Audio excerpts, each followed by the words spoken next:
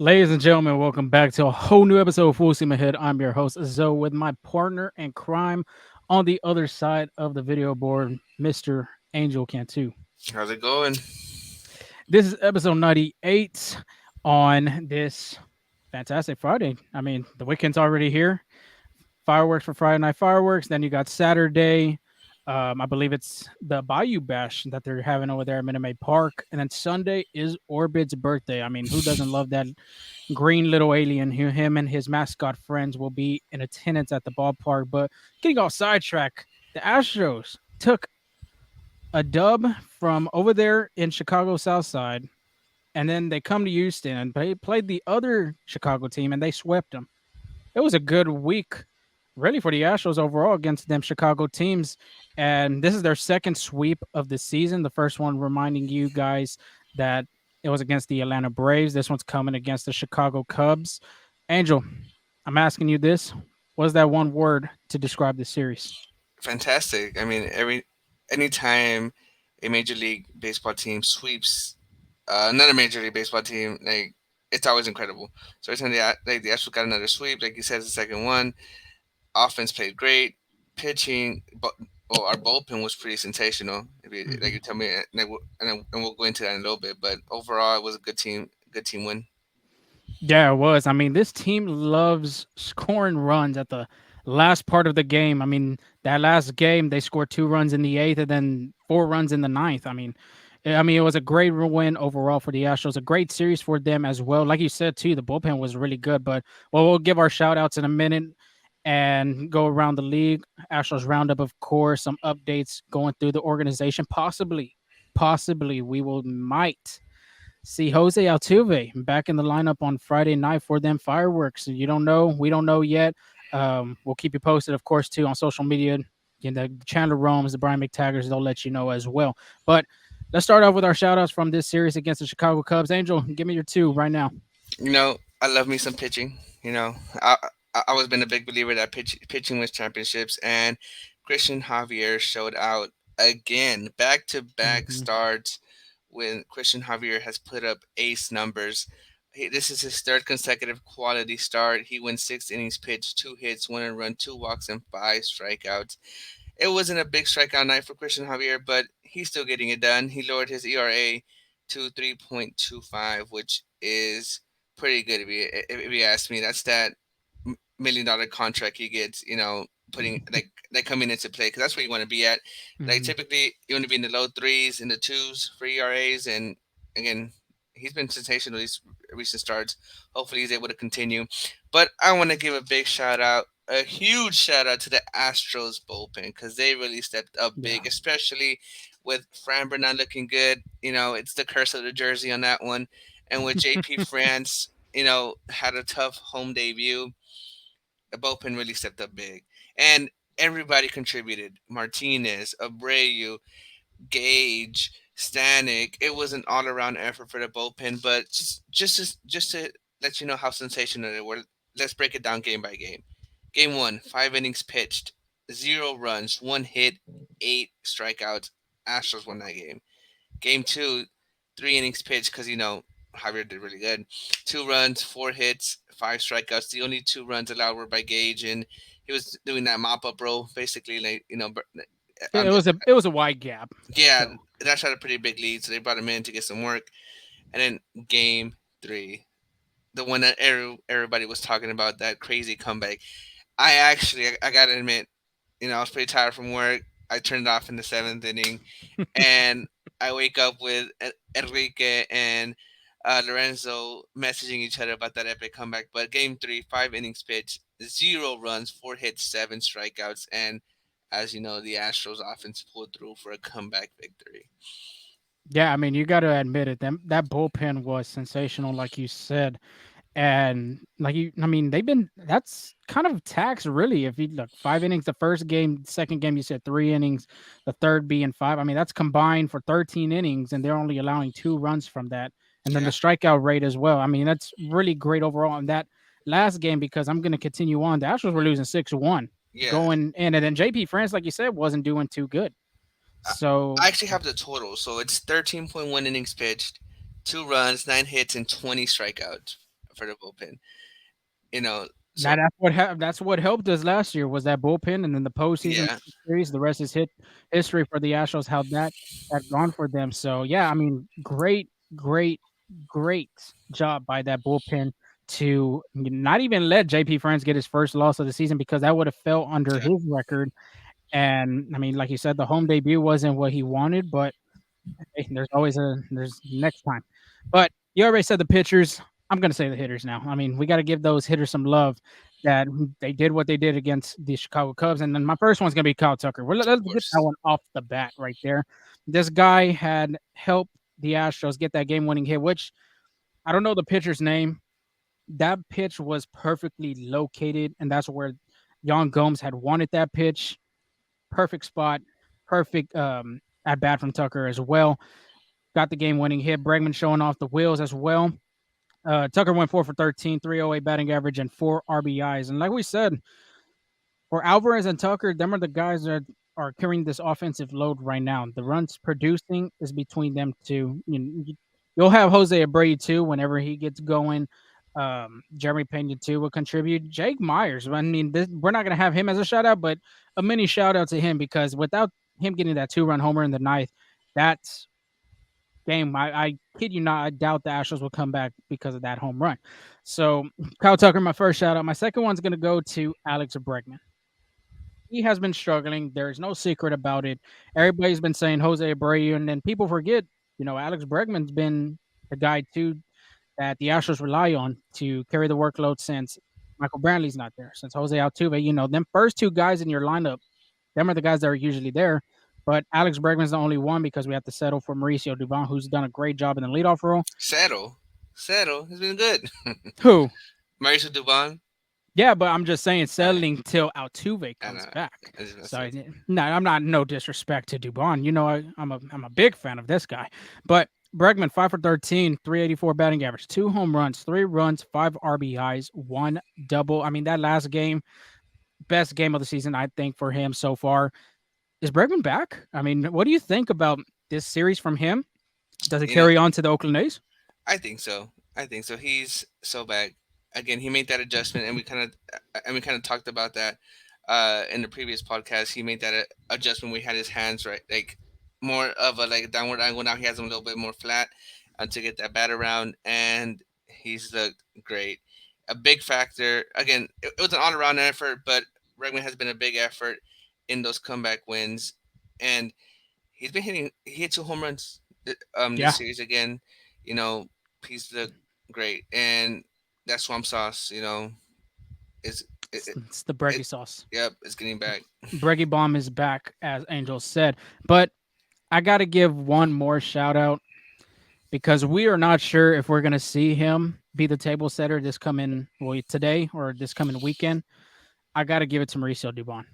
And I'll say this series, but overall through the season, he's done a really good job in that being the table setter in that lineup, or even wherever Dusty has put him. In the beginning of the year, he was putting him really 7, 8, 9, and he just made his way to the top because he was hitting the balls so good.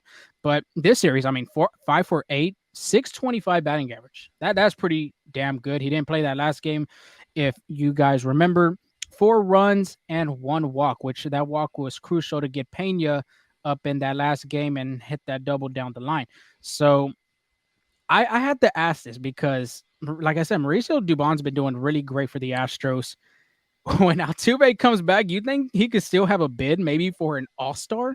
Because I'm not really half the season, but a third of the season, and we're gonna be in June soon. The All Star game's not that far. I think voting happens in the beginning of June or the midweek of June. Do you think Mauricio Dubon has a chance to be an All Star this year to go Seattle? It just depends the way Dusty plays him, but by all means, Dubon has earned, or in fact deserves, more playing time once Altuve comes back. And he's that super utility, that Marvin Gonzalez role, that Almenez Diaz role. He can play in the outfield, he can play in the infield, and I think he's like, again, I think he deserved it. Now, I think he goes back to that 7, 8, 9 spot when Altuve comes back, but I think he should be in the field as much as possible. I know Dusty likes to rotate and shift the um, lineups around, right? Especially with, giving everybody some playing time. But Hensley's been up and down, and we haven't really seen much of Gladden or any others, right? So Hmm. if he's gonna be moving the lineups around, I think he has to make room for Dubon, Yeah. because he's been stepping up. Now, it's gonna be hard to come by in the outfield because you have Jokes, you have Myers, who's been playing pretty good at McCormick, but I would say maybe some first base. I know he hasn't played much there, right? First No, base. no, no, Wow. no, no, no, no. Like, hear me out. I know he hasn't played much there, but I think he has a he's just an athletic guy. Like, I think he can Hmm. do it.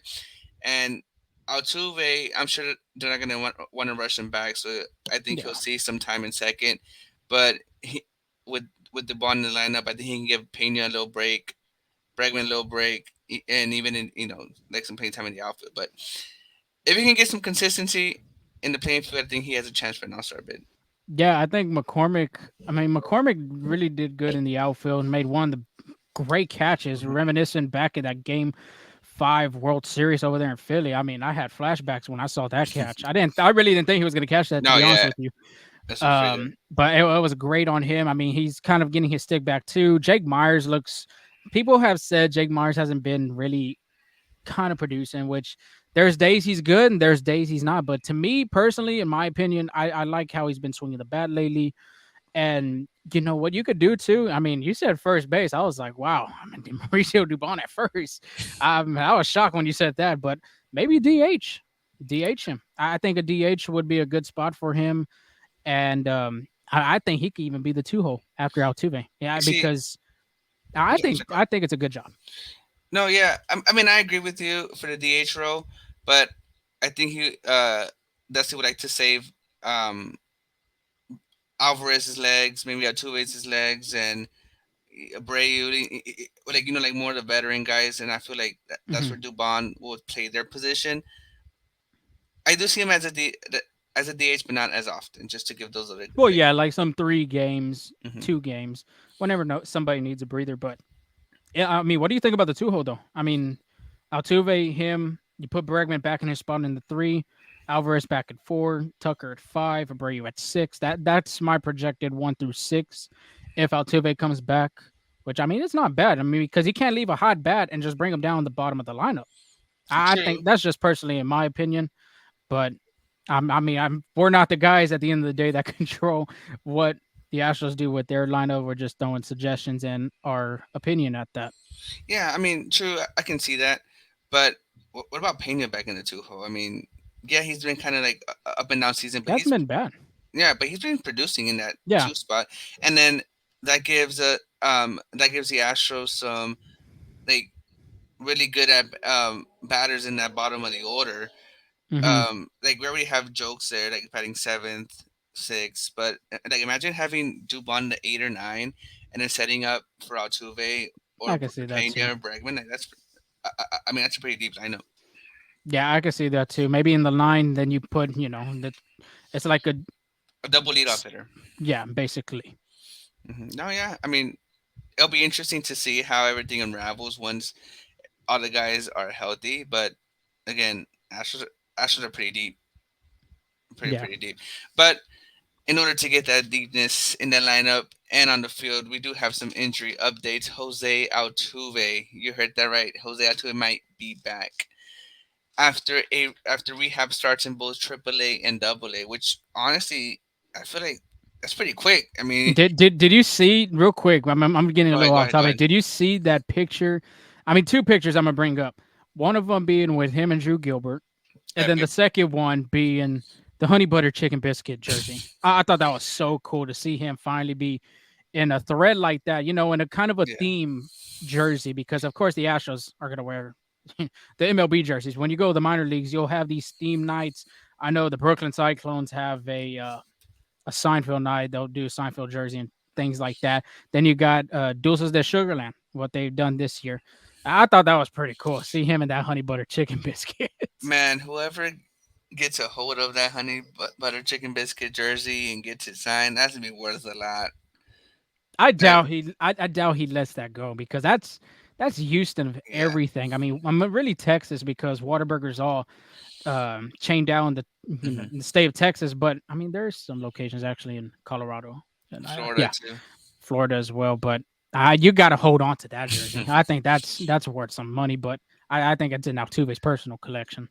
No, but that Drew Gilbert and Jose Altuve picture's pretty epic. It's like the future and the vet, or like the Hall of Famer and the future. So it's Hmm. pretty good. But yeah, I mean, I feel like I feel like Altuve has like a little short rehab. I feel like it went by so quick, but he's back in Houston. He was here on Thursday, and for a workout, and the Astros are going to evaluate him a little bit more. But there is a possibility he might be activated Friday, which is today. So I don't know. That'd be pretty epic, huge news. Again, they were anticipating like as soon as that thumb hit, they were about mid It's like season. 2 months. Yeah, it was pretty Yeah. quick. So I mean, hopefully he's not rushed again. I feel like the Astros don't Hmm. want another Brantley or even McCormick situation. But if he says he's ready, then you know like you have to kind of believe him.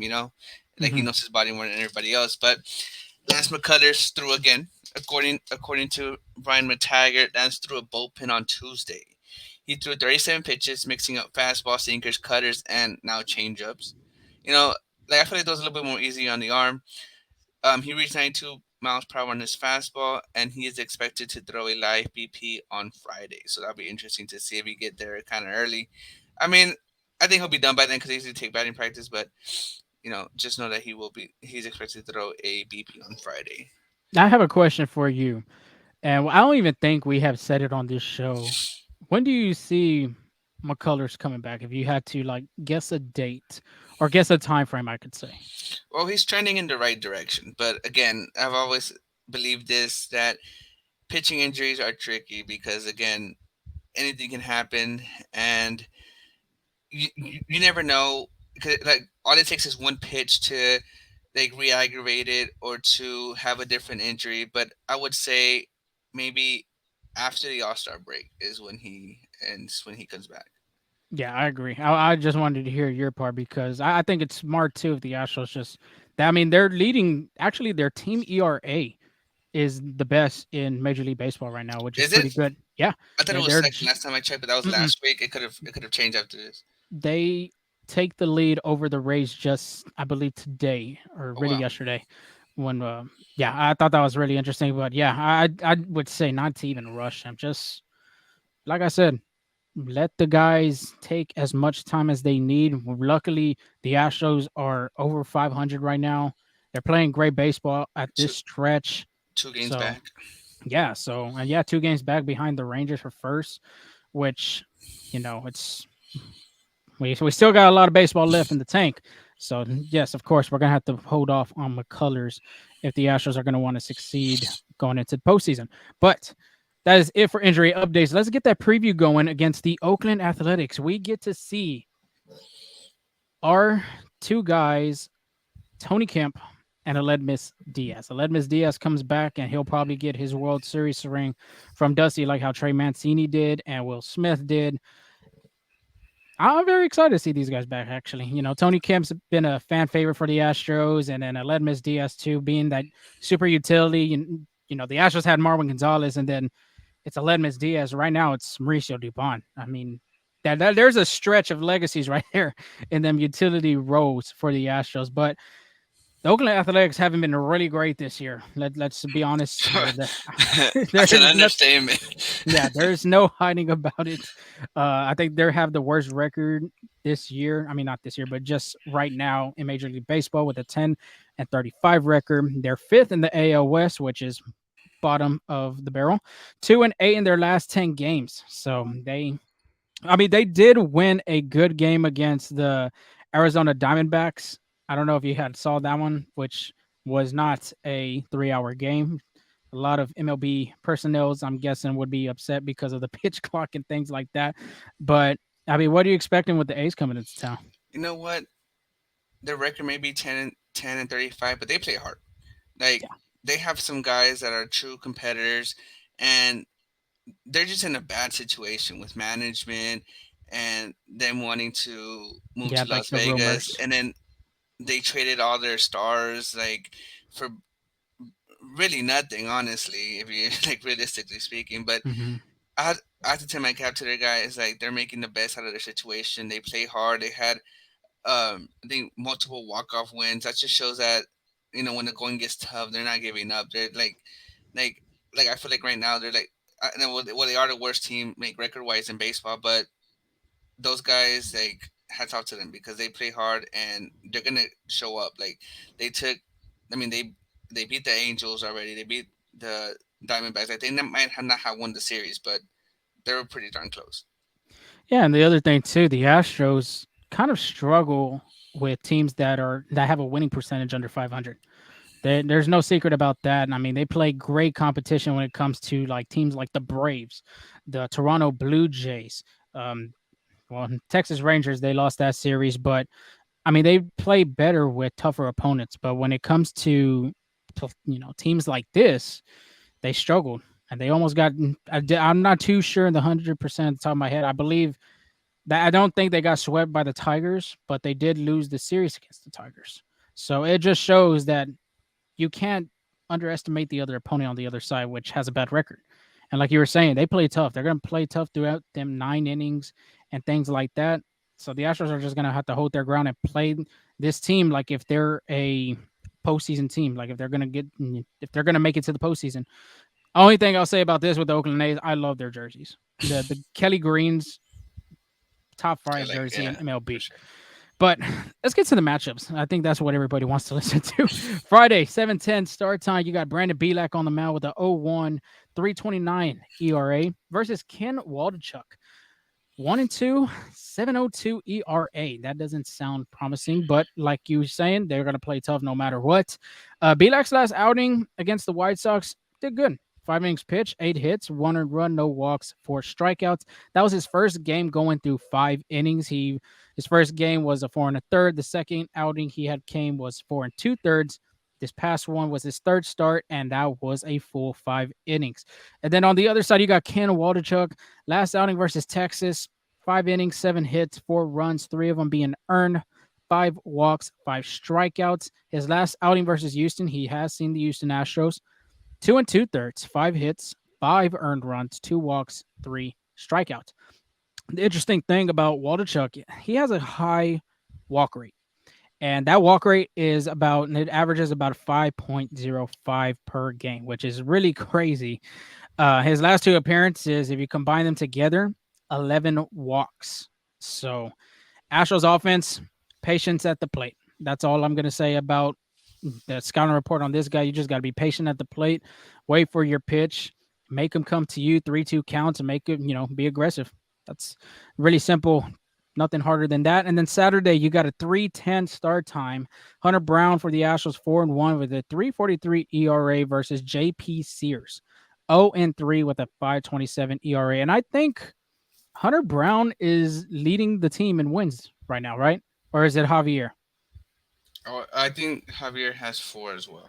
Okay, so they're tied. Well, I mean, that's still good, man. That's really good. He only has one loss, too. Hunter Brown, his last outing versus the White Sox, 5 2/3, 7 hits, 3 earned runs, 1 walk, 8 strikeouts. On the other side for the Oakland Athletics, last outing versus Texas, 5 1/3, 5 hits, 3 runs, 2 of them being earned, 1 walk, 6 strikeouts. Angel, what do you think about Hunter Brown? And what do you think is going to be his game plan against a team like the Oakland Athletics that he's never faced in his career yet? Command, same thing as last time. Command, if he has the stuff. His fastball has a high velocity. His pitches move a lot. They break. It's just command. Like Yeah. That's all it is. Like if he can finish his pitch and not leave things high, because that's what JP Prance was doing in his last outing. He wasn't finishing, so like a lot of off speed was high, a lot of fastballs were high. But again, just for Brown, it's just like if he can command his own, he I feel like the Athletics batters are gonna have a tough time. Yeah, I agree that slider's gonna have some mix on it. Same thing with that curveball that he has as well. But Sears, he has a four pitch arsenal. I didn't even get to mention that. He has a fastball, a sweeper, a changeup, and a slider. His fastball, that's going to be the biggest pitch for him, 51.6%.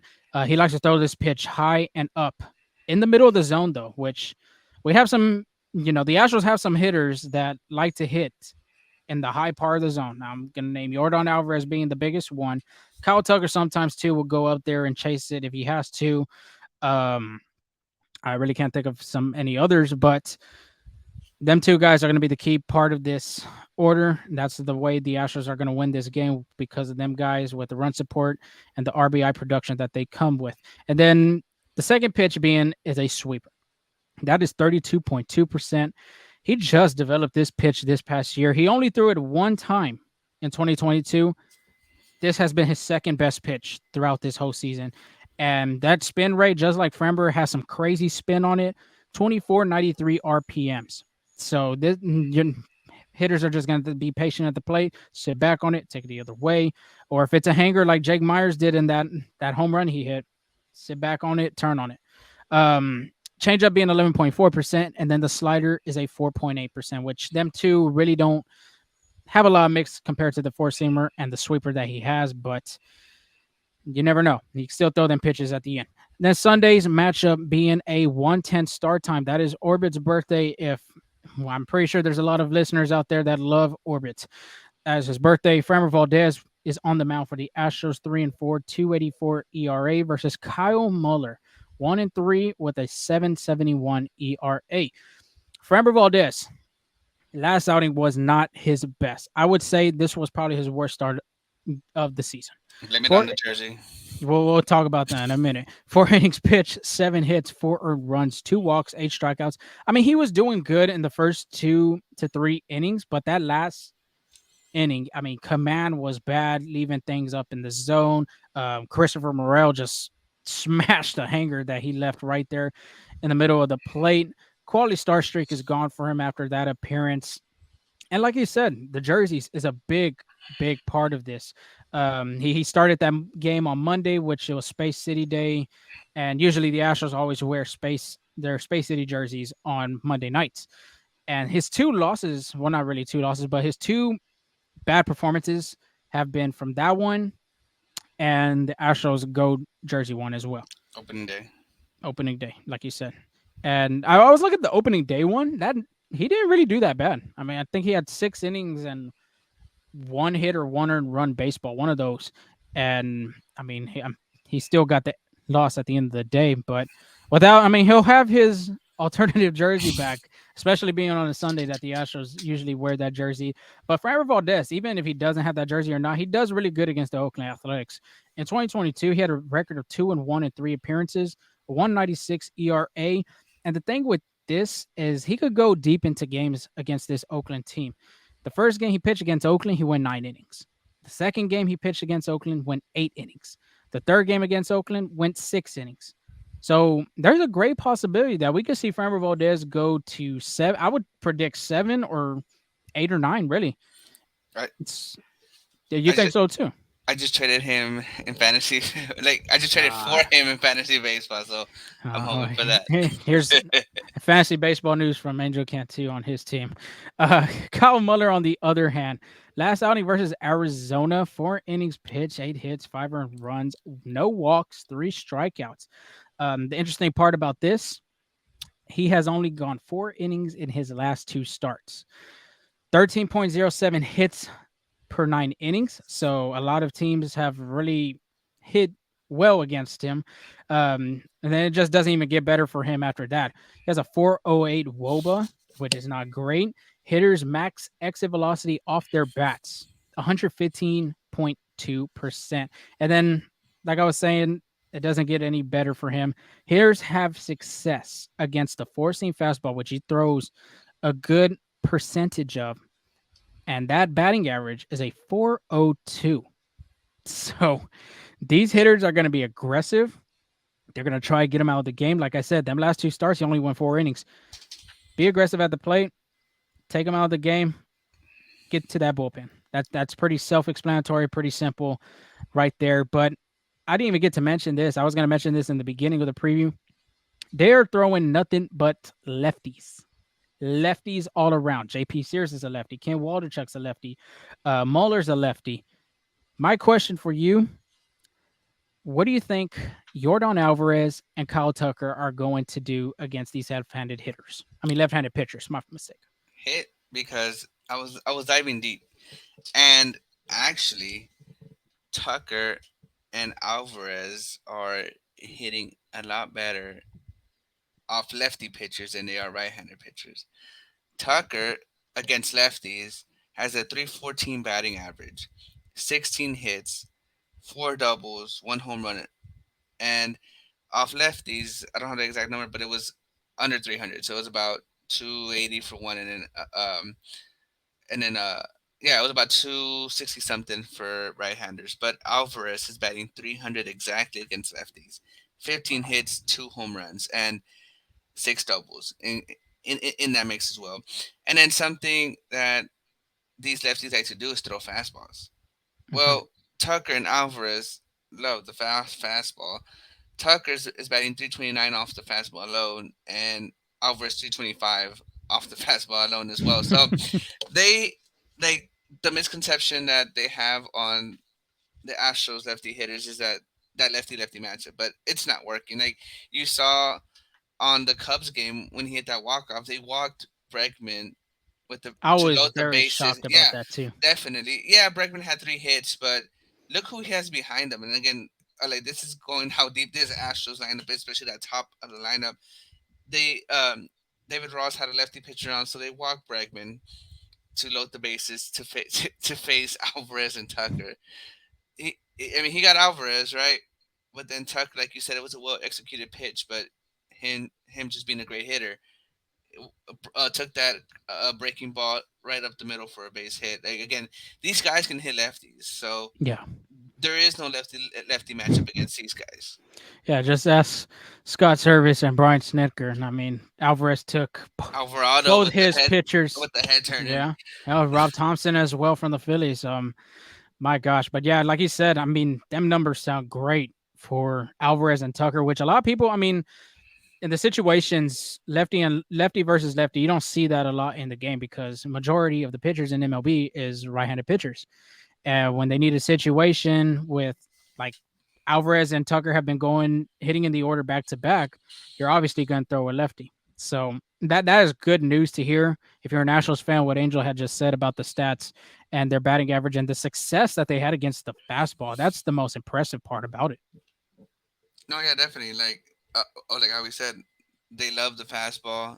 They love hitting against lefties. So hopefully that trend continues. But now it is time for our MVPs and hot takes. So I don't know. I hit offensively. I think with Jordan, I had a pretty good series. I hit with Javier as well, and I was so close with Abreu. He had a hit the first and third game of the series. The second game he got pulled early. Um, Mm-hmm. I think Hensley pitch hit for him, and then played the field. But this time around, I'm sticking with the people who are rolling. Alex Bregman. Again, he had a pretty good series, and I think he replicates that against the A's. Partially because the A's pitching has been not so well. Their offense has been really like underrated, but their Mm-hmm. pitching has been terrible. And then I'm going pitching Valdez. I mean, I'm sure he's gonna rebound. I don't think he's gonna have back to back starts. Um, like especially against the A's, I think he picks it up. And then my hot take: Brandon Bielak pitches his first quality start of the season. So that's pitching 6 innings, allowing Mm-hmm. 3 runs or less. And I mean, he had a pretty good outing, so he's trending in the right direction. I like it. Let me piggyback off that because that's my pitching MVP right there. I think Okay. Brandon Bielak has done really well stepping into that kind of starter role. And like I said, I mean, this guy's not a Cy Young. He's not going to give you 7 shutout innings or 8 shutout innings. He's going to give you a good 5 innings. Let's just say he could go 4, but he's been getting 5. Angel believes he's going to get 6 to get that quality star, which I could see against a tough team like the Oakland Athletics that haven't been playing really good baseball at all. I mean, the record shows, but like you said too, when they'll still fight. But I got Brandon Bielak as my pitching MVP. Offensive, give me Jerry Pena. I think Jerry Pena hasn't been doing a bad job. And like you said, it'll be interesting what happens if he'll go to that 6 hit, like in the 6th spot again, or if he stays in the 2nd spot, because with him and Altuve in the postseason last year, it looked really promising for the Astros. But wherever they put him, I think he's going to do a great job. And then my hot take, and we just talked about this, left-handed hitters, Jordan Alvarez and Kyle Tucker, they're going to be going against 3 starters that are left-handed pitchers. I think and I believe that they'll go combined for a 500 batting average Wow. with at least 1 home run. At least one. My hot take, I didn't even get to real quick. I'll talk about my past the Cubs series. Martin Maldonado, 0 JP France didn't do good for me. Yordan Alvarez didn't even hit a home run. Oh So for yeah, that three. was 0 for 3. Now that's a golden sombrero right there, ladies and gentlemen. But yeah, I think at least one of them hit a home run this series. I don't even think no, they didn't. Well, Alvarez, I know for sure because that was my that was my hot take from last episode. But Kyle Tucker, I don't think he had to hit a home run that series either. So I think it's due for one of these guys to get a bomb somewhere. The Crawford boxes, which I didn't even mention, they both hit 2 good hits to the opposite seal, opposite side. Yeah, but yeah, them are my offensive pitching and hot take. Wow, 500 is a big number. I mean, it'd be great to see, but I think it's possible. It is possible. that's a firing take right there for sure. I risk it all, baby. I put my chips on the table. Now, moving on to around the league and the biggest news around baseball, and of course, it's that team in New York that has a rivalry against the Astros, and that is, Is it considered a rival though? well, the Yankees got to win first, right? Exactly. So the top of the question is: are the Yankees cheating again? And I say again because I mean everybody was doing it. It wasn't just the Astros. So and you know Being unbiased too about it too. being You have unbiased to. too. And then I know they had some needles back then with A Rod and some other PD stories that they have over there. So Aaron Judge was caught looking back towards the dugout before the pitch multiple times, one before hitting a home run. And the biggest news is Domingo Herman tossed after having sticky stuff in his hands. Now this is the second time he was caught with sticky stuff in his hands, and the first time he was not ejected, just supposed to wash it off. But this time he gets tossed. Now this is like it's not the actual quote, but this is what one of the umpires said is that it was the stickiest he had ever witnessed, and Domingo Herman has received a 10-game suspension and received an undisclosed fine. Now, what Aaron Judge said is that he heard chirping in the Yankees lineup, and that he was looking to see who it was. And you know what? I kind of believe that. I believe that because it's kind of hard to, just by looking at your peripheral vision, it's kind of hard to pick up any like signs or Signs. because it's very small. Yeah, like the dugout's not that far away, but it's kind of hard to pick up on that. And then after that, the next game he hit a home run. After that, the next game he hit a home run as well. So I kind of believe that. But um, moving on with the Domingo Herman, case, that one's unexcusable. And then Blue Jays manager John Schneider was also complaining about the Yankees' first and third base coach not standing where they were supposed to be. So I know I just kind of put my little info on that, but what is your take on this? Well, you were saying about Aaron Judge peripheral view, and you believing in the chirping. I mean, I don't think they were cheating on that part either, but you never know. The first and third base coach, I mean, the first base coach, you could still see if you're swinging your bat, you could kind of see the direction of the dugout, but you still got the first base coach too on the other side, which I don't know because too, and that there's just different ways of cheating in baseball now. You of course with the Astros with the trash cans, you got the cameras in center field. Of course, if you have a runner on second, you could the the runner could relay the sign to the hitter at the plate. But I mean that's a interesting take too because the positioning of your coaches from the first base and third base side, you could put him on top of that square, and that could mean breaking ball, Yeah. or you could bring him down, and that could be a fastball. It's just it's a that's the beauty about baseball. It's a mental game. It's like playing. You're not playing checkers. You're playing chess, kind of thing. Okay. But the Domingo Herman one, yes, I believe that was cheating. I knew Yeah, that for was sure. cheating from the get go. As soon as the first game when they had the spin rate of his stats from the first, I think it was the first 4 innings, and then when they told him to rate to wash it off, the RPMs dropped from the spin rate. That's RPMs is revolutions per minute, revolution per minute. Yeah, something like that. I had researched it a long time ago, but it's something like that. But it talks about the spin rate of the baseball, and everything dropped when he took it off. And if you had seen a video on social media when he has his hands on his side of his hips, it was just all Yeah. black. I don't know if it was rosin and alcohol like Max Scherzer's deal, or I don't. I mean, I believe that part. I really believe because I don't think, no offense to Domingo Herman, but I don't think he's a good pitcher. I really don't think so. And that's, I mean, if you put sticky stuff on his hands, I mean, he did really well that game against the Jays until he got ejected. But Aaron Judge's, on the other hand, I don't think that was cheating. No. That's it. Just happens. I think. I don't know about the chirping part because I believe the game after was when they started chirping. Yeah. After That was the Go ahead. Go ahead. after. Yeah, after that, like the game that he was looking, I didn't see nobody or there was no argument or anything like that. I did not see. But that last game, that's when you heard the chirping and everything like that. He even had the coach call somebody out saying fat boy on the Yeah, I other saw that. opponent's side. So I don't know about that Aaron Judge one, but I know the Domingo Herman one for sure. I believe that was cheating. Yeah, inexcusable too. And then like it's kind of bad timing. Like that's just like common sense after your team gets accused of cheating and then you come around the next day and have sticky stuff on your hand and start cheating. Like that's just kind of like a bonehead move, honestly. But I mean, we'll see how it plays out. I know he is getting suspended. He was and like he received an undisclosed fine.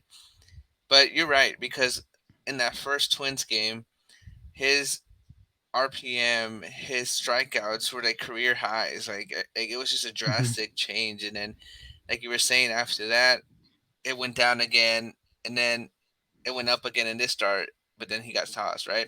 Yeah. So I mean, it's crazy. Like there's no need for that in baseball. Like make your adjustments or just I pitch mean, better. I will say this: it is a creative way if blue because I even the Yankees I think were yelling at the first base coach or the third base coach of their positioning, and that I feel like that is a creative way if Yeah. you're trying to relay your, whoever's in the box or relay to the coach on the other side because too if you think about it, your first and third base coach. If the hitter looks at the first base coach, well, no, not really, because I'm thinking I was like, oh, well, he's already in the box. Never mind. That wouldn't work. I was thinking you see the position of the coach, and then What? he could relay it to the third base coach, and Yeah. he gives you the What's sign. easier? What's easier? Yeah, To, yeah. So I mean, we'll see how that. conspiracies. Yeah. We don't know. We're just guessing here at this point. Yeah, but I'll be interested to see how that plays out. But just like to end on a good note, Freddie Freeman hit his 300 career home run. He had a grand slam against the Cardinals to reach 300. I mean, he has a pretty good career. Mhm. Um, I've been cool to see him stay in Atlanta, but I think Atlanta got an upgrade in Matt Olson as well. So like, yeah, It he was a was a win-win, I think. yeah for sure for both sides. But I mean, that was all for around the league. Like the Yankees Blue Jay series was the biggest news that there was. Yeah, how about the Orioles though? I mean, the Orioles are hot right now, my man. They are Yeah. smoking hot.